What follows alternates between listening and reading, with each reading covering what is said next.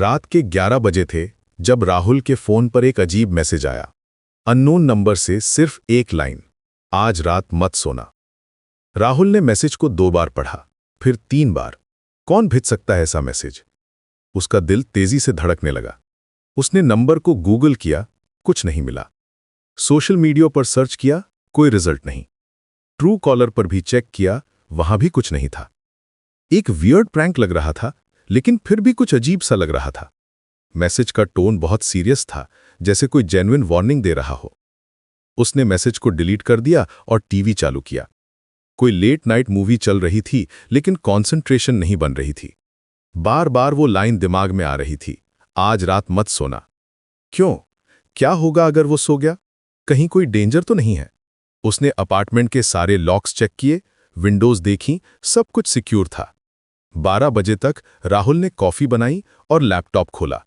Office का कुछ pending work करने की कोशिश की, लेकिन फोकस नहीं हो रहा था। हर आवाज पर वो चौंक जाता था। बाहर से आने वाली कार की आवाज, नेबर के घर से आने वाली कोई साउंड, लिफ्ट का खुलना बंद होना, कॉरिडोर में किसी के फुटस्टेप्स, सब कुछ सस्पिशियस लग रहा था। उसकी पैरानोया बढ़ती जा रही थी। राहुल ने अपने फोन को फिर से चेक किया। मैसेज वाला नंबर अब भी अननोन था। उसने उस नंबर पर कॉल करने की सोची, लेकिन हिम्मत नहीं हुई। क्या पता कौन हो? उसने अपने क्लोज फ्रेंड्स को मैसेज किया, पूछा कि कहीं उन्होंने तो ये प्रैंक नहीं किया। सबने डिनाई किया। 1 बजे तक उसकी आंखें भारी होने लगी। मैसेज का डर अब कम लग रहा था। टायर्डनेस हावी हो रही थी। कॉफी का इफेक्ट भी कम हो गया था। उसका बॉडी नेचुरली स्लीप मोड में जा रहा था। उसने सोफा पर ही आंखें बंद की, सिर्फ 5 मिनट के लिए। बस थोड़ा सा रेस्ट, फिर जाग जाएगा। लेकिन नींद गहरी हो गई। उसका कॉन्शियसनेस धीरे धीरे फेड होता गया। अचानक राहुल की आंख खुली, लेकिन कुछ अजीब था, बहुत अजीब। वो अपने बेडरूम में खड़ा था, लेकिन बेड पर कोई और सो रहा था। जब उसने ध्यान से देखा तो शॉक हो गया। बेड पर वो खुद सो रहा था। Same face, same body, same clothes. ये कैसे पॉसिबल है? राहुल ने अपने हाथों को देखा, वो ट्रांसपेरेंट लग रहे थे, जैसे किसी घोस्ट की तरह। उसने खुद को टच करने की कोशिश की, लेकिन हाथ उसके बॉडी से पार हो गया। ये कोई ड्रीम नहीं था, ये बहुत रियल लग रहा था।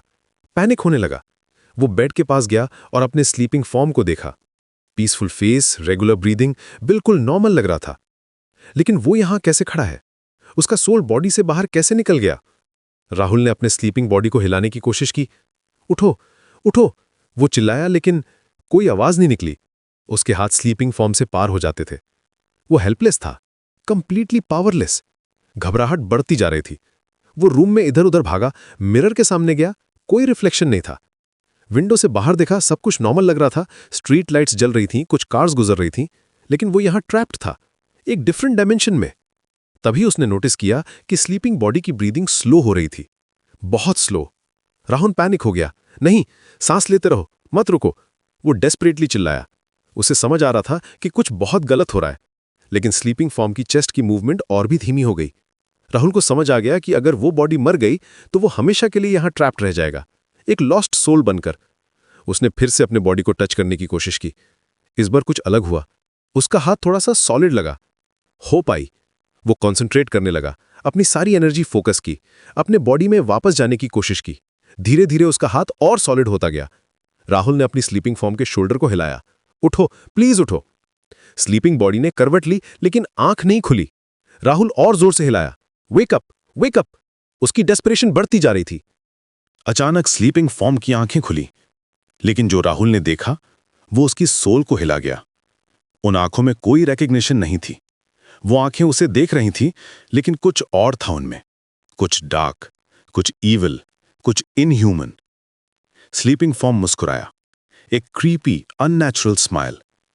फिर उसने बोला, लेकिन वॉइस राहुल की नहीं थी, एक डीपर, डार्कर वॉइस था। थैंक्स फॉर लीविंग, अब ये बॉडी मेरी है। राहुल हॉरर से चिल्लाया। वो समझ गया कि मैसेज एक वार्निंग थी। कोई एंटिटी उसके बॉडी का वेट कर रही थी। जैसे ही वो स्लीप से बाहर निकला, उस एंटिटी ने उसकी जगह ले ली। ये सब प्लान्ड था। अब वो हेल्पलेसली देख रहा था, जैसे उसका ओन बॉडी, उसकी ओन फेस कुछ और के कंट्रोल में था। एंटिटी ने राहुल के बॉडी से उठकर मिरर में अपना नया फेस देखा और सैटिस्फाइड स्माइल दी। उसने राहुल के हैंड्स को मूव किया, जैसे नया बॉडी टेस्ट कर रहा हो। राहुल का स्क्रीम सुनाई नहीं दे रहा था। वो फेड होता जा रहा था, जबकि कोई और उसकी लाइफ जीने के लिए तैयार